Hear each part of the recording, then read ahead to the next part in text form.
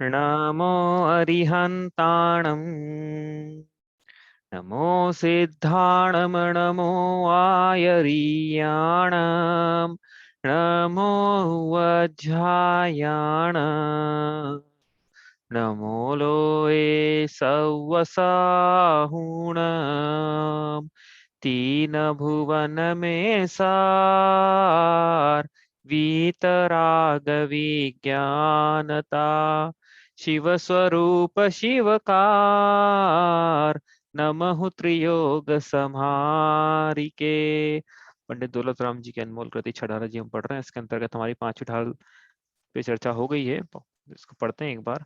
मुनि सकल व्रति बड़ भागी भव भोगन ते वैरागी वैराग्य उपावन माई चिंते अनुप्रेक्षा भाई इन चिंतत सम सुख जागे जिमी ज्वलन पवन के लागे जब ही जिय आत्म जाने तब ही जिय शिव सुख ठाने। यहाँ से ये पढ़ते हैं। द्रव्य रूप कर सर्वथिर पर जय थिर हे कौन द्रव्य दृष्टिया पालखो पर जय नय करी गौन शुद्धात्म अरु पंच गुरु जग में सरनो दोय मोह उदय जिय के व्रथा आन कल्पना होय पर द्रव्य न ते प्रीति जो हे संसार अबोध ताको फल गति चार में भ्रमण कहो श्रुत शोध परमारथ ते आत्मा एक रूप ही होय कर्म निमित्त विकल्प घने तिन नाशे शिव होय अपने अपने सत्व को सर्व वस्तु विलसाय ऐसे चितवे जीव तब पर में ममत न थाय निर्मल अपनी आत्मा देह अपावन गेह जानी भव्य निज भाव को या सो तजो स्नेह आत्म केवल ज्ञानमय निश्चय दृष्टि निहार आत्म केवल ज्ञानमय निश्चय निश्चय दृष्टि निहार सब विभाव परीम नाममय आश्रव भाव विडार संवरमय है आत्मा पूर्व कर्म झड़ जाय निज स्वरूप को पाय कर लोक शिखर जब थाय लोक स्वरूप विचारि के आत्म रूप निहारी परमार्थ व्यवहार मुनि मिथ्या भाव निवारी बोधि आपका भाव है निश्चय दुर्लभ नाही जग में प्राप्ति कठिन है यो व्यवहार कहाहि दर्श ज्ञानमय चेतना आत्म धर्म बखानी दया क्षमादि रत्न त्रय आमे गर्भित जानी सो धर्म मुनिन करी धरिए तीन की कर तूती उचरिए ताको सुनिए भवि प्राणी अपनी अनुभूति पिछानी। तो हम पढ़ रहे थे पांचवी ढाल तो हमारी हो गई थी। उसके अंतर अब हम पढ़ रहे थे जो हमारा विषय का रिवीजन छूटा हुआ था वो हम कर रहे हैं गुणस्थान का। तो गुणस्थान में ये हम पढ़ रहे थे कल। ठीक है, तो यहाँ से शुरू करते हैं वापस। कहाँ थे हम कर रहे थे इसको प्रथम सम्यक की प्राप्ति करवाई हमने। कैसे करवाई थोड़ा रिवीजन कर लेते हैं। इसको पूरा भी करना है ना, चार्ट ही बना हुआ, कल हैंग हो गया था तो सेव नहीं हुआ वो। तो क्या अनिवृत्तिकरण, अनिवृत्तिकरण में जीव के ऐसे परिणाम होते हैं कि वह मतलब यहाँ से कुछ काल बीत जाएगा नवतीकरण का, फिर यहाँ से यहाँ तक का कुछ काल है उसमें यहाँ के मिथ्यात्व के कर्म के परमाणु कुछ इधर चले जाते हैं और कुछ इधर चले जाते हैं। तो ऐसा करने से यहाँ की जगह जो है वो खाली हो जाती है। तो मिथ्यात्व का अनुदय हो जाता है। मतलब जीव जब इस समय पहुंचेगा, इस समय में पहुंचेगा जीव, तो उसको मिथ्यात्व के कारण उसके दर्शन में बाधा नहीं आएगी, दर्शन मोह के कारण दर्शन में बाधा नहीं आएगी। लेकिन ये अनंतानुबंधी अभी बचा हुआ है, अनंतानुबंधी को इस प्रकार प्रशस्त उपशम नहीं करा सकते। तो हमने क्या कराया कि जब जीव इस समय था, एक समय मतलब यहाँ पे था, तब इसको अनंतानुबंधी का उदय हुआ, मिथ्यात्व का उदय हुआ, तो जीव मिथ्या दृष्टि। लेकिन जब जीव यहाँ पहुंचा तो यहाँ पे मिथ्यात्व नहीं है, इसलिए उसका अनुदय है। इसके इसका अनुदय होने से जीव के दर्शन में कोई बाधा नहीं है, लेकिन ये अनंतानुबंधी है। तो जब जब जीव यहाँ था, इसी समय था, तब ये अनंतानुबंधी को हमने क्या कराया था, हमने इसको संक्रमण करा दिया था। इसका किसमें कराया था, अनंता किसी में भी हो जाए चारित्र होने की प्रकृतियों में, लेकिन अनंतानुबंधी के रूप में न रहे। तो अब जब जीव यहाँ पहुंचेगा, मतलब जो समय आएगा ये वाला, तब जीव अनंतानुबंधी का अनुदय चल रहा है, मिथ्यात्व का भी अनुदय है, बस यही तो चाहिए था।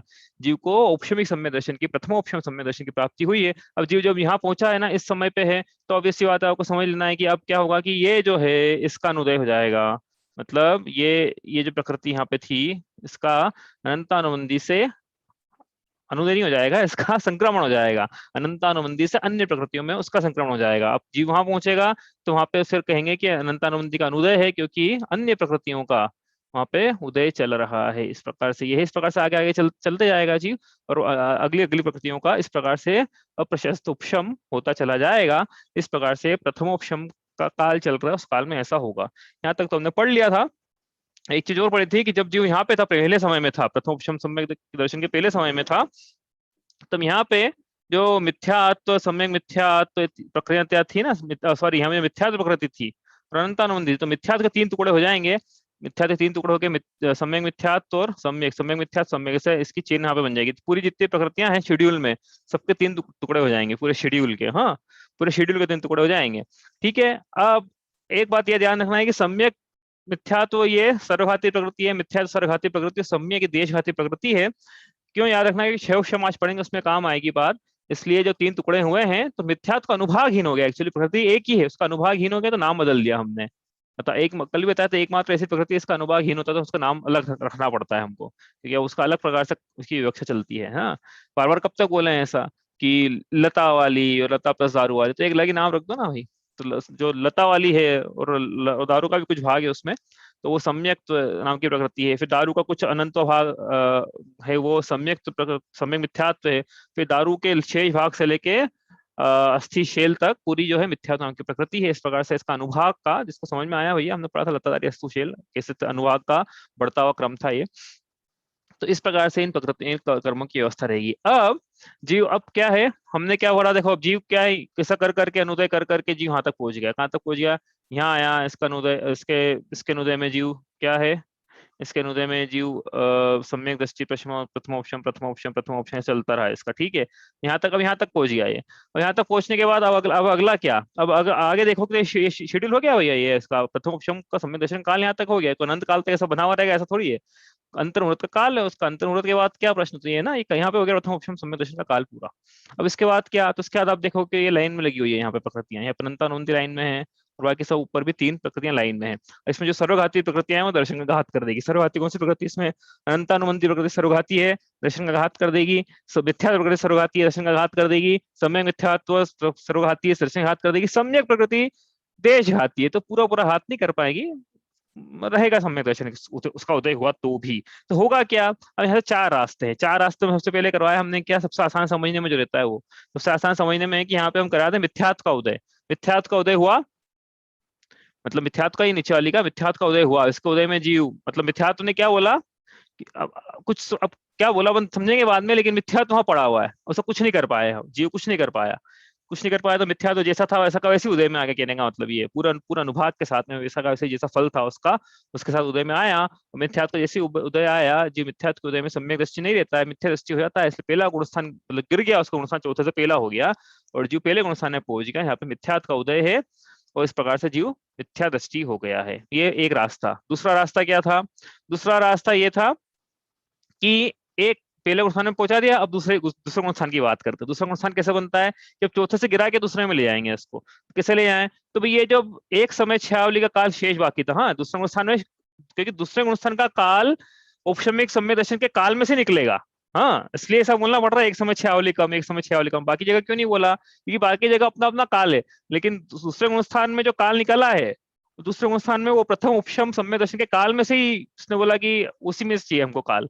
अलग से नहीं। तो इसलिए क्या है, एक समय छयावली कम रहेगा, जब मतलब यहाँ पे जीरो मान लो एक समय छयावली, तो ये जो इसको पीला होना था, ये पीला होने से मुकर गई, बोले मैं पीली नहीं रहूंगी, मैं लाल नहीं रहूंगी, ठीक है, तो ये लाल रही यहाँ पे ऐसी की ऐसी, ठीक है, ये लाल ही रही। तो इसका अब क्या हुआ, एक मतलब एक समय छयावली के कम से कम एक समय, ज्यादा से छयावली, तो ये लाल ही पीली नहीं कर पाए इसको, अनंतानुबंधी को अन्य प्रकृति में संक्रमित नहीं कर पाए, तो अनंतानुबंधी का अनंतानुबंधी के रूप में उदय आ गया।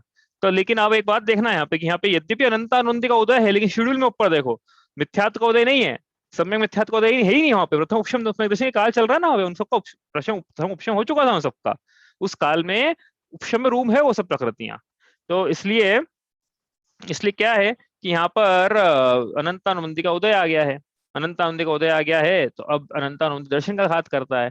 लेकिन यहाँ पे चूंकि मिथ्यात्व का उदय अभी नहीं आया है, इसलिए पहला गुणस्थान नहीं बना है, गुणस्थान बना है दूसरा, इसका नाम है सासादन। सासादन का समय कितना हुआ, ड्यूरेशन एक समय 6 काल, एक समय छयावली। किसका उदय चल रहा है, अनंतानुबंधी का। किसका अनुदय है, मिथ्यात्व आदि 3 प्रकृतियों का, ठीक है।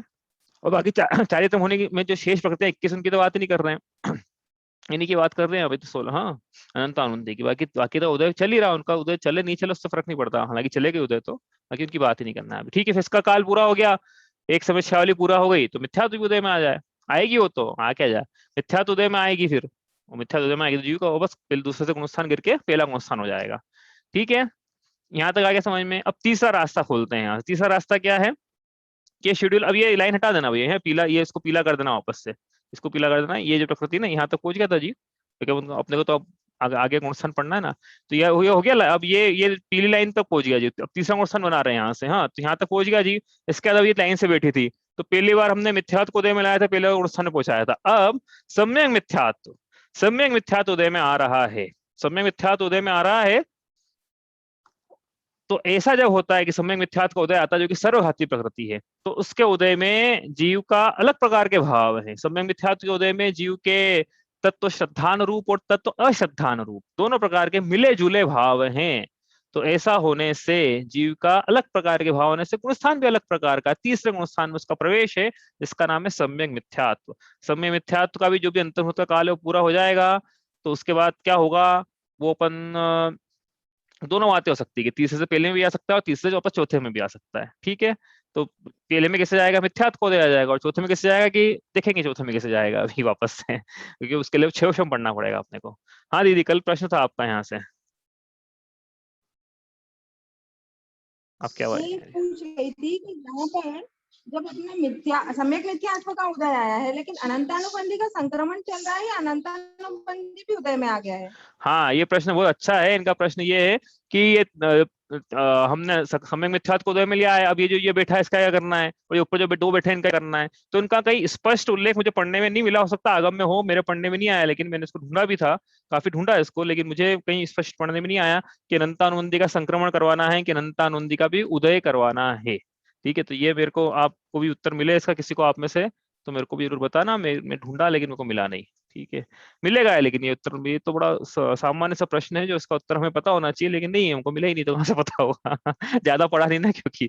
तो आप पढ़ोगे इसको यदि तो उत्तर मिलेगा, हो सकता है मिल जाए कहीं पे। प्रश्न समझ में आ गया ना। लेकिन प्रश्न क्या है, आपको किसी से पूछना विद्वान से, तो ये प्रश्न पूछना आप, तीसरे गुणस्थान में अनंतानुबंधी का उदय रहता है कि उदयभावी क्षय रहता है, ये प्रश्न पूछना है आपको।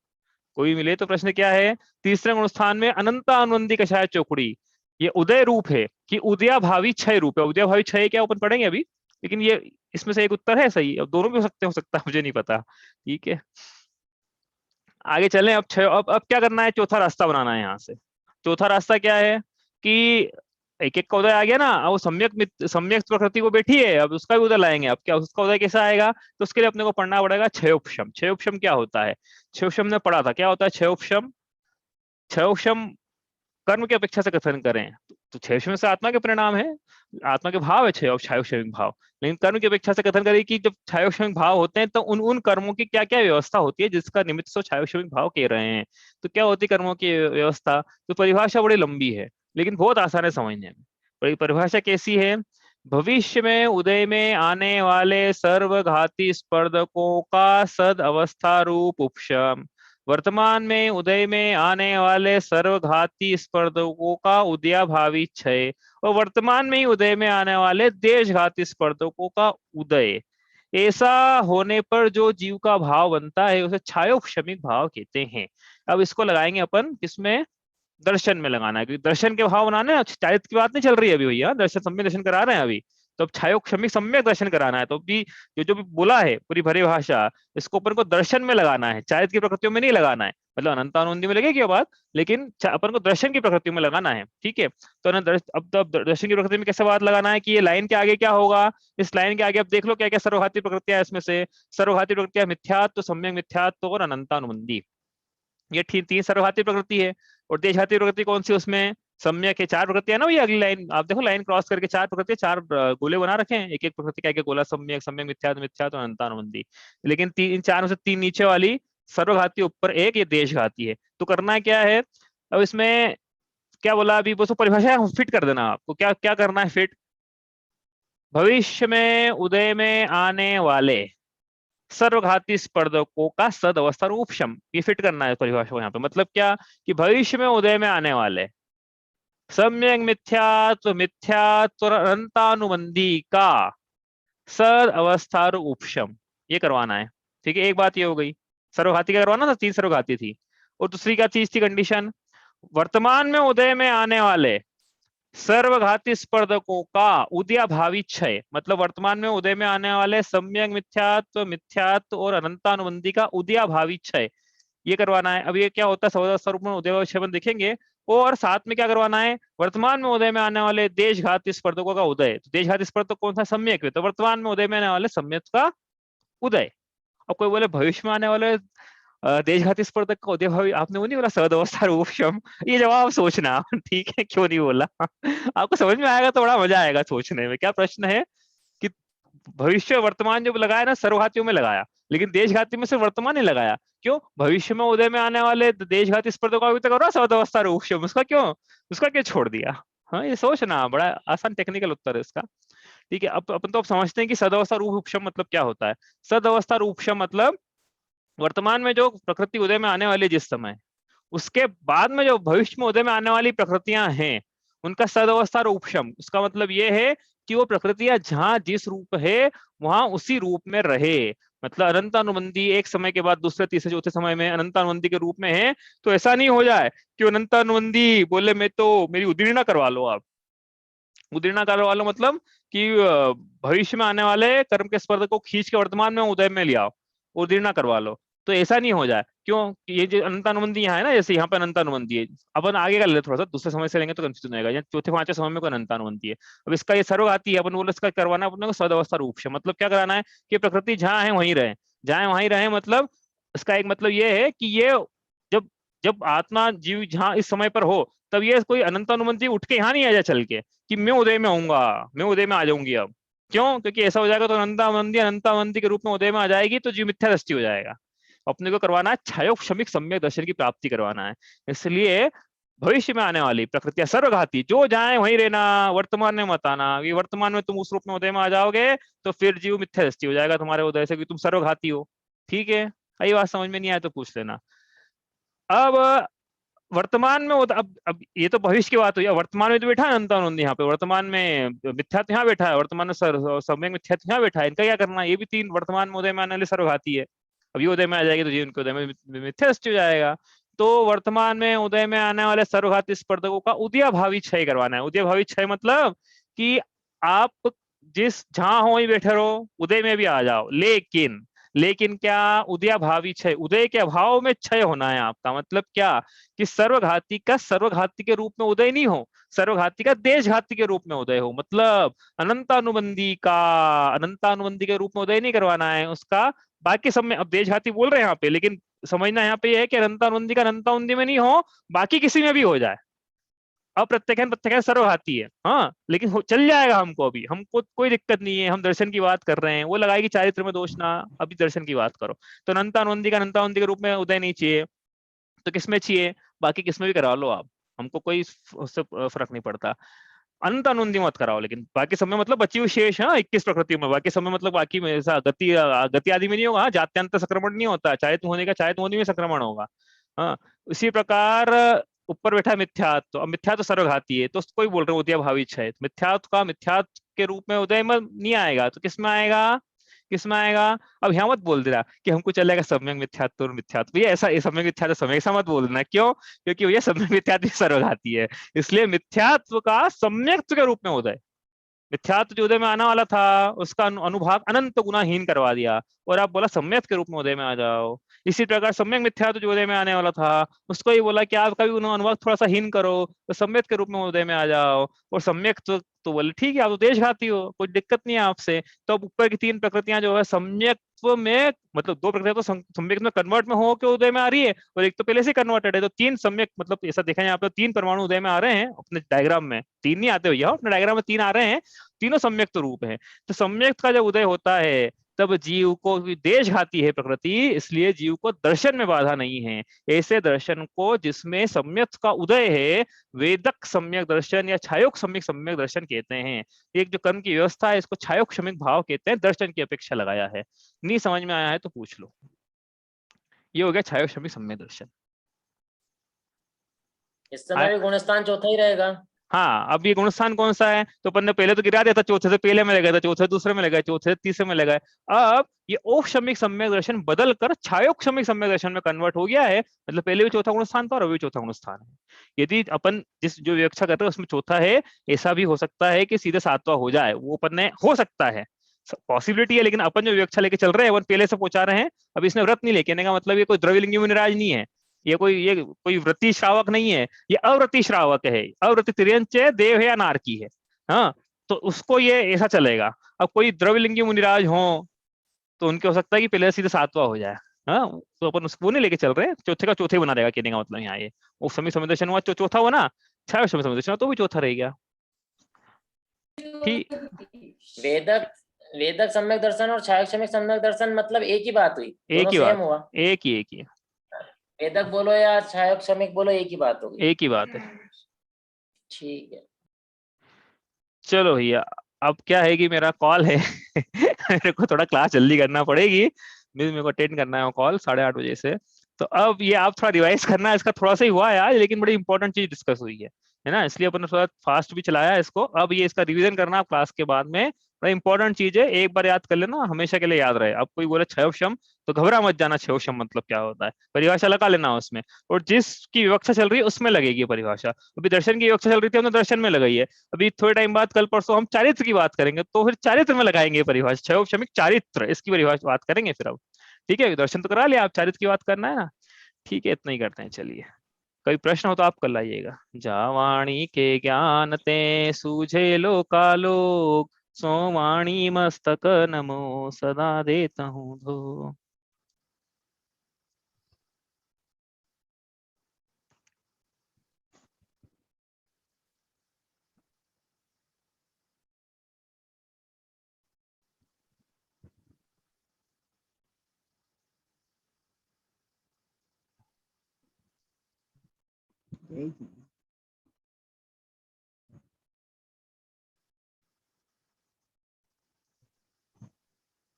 जय जिनेन्द्र।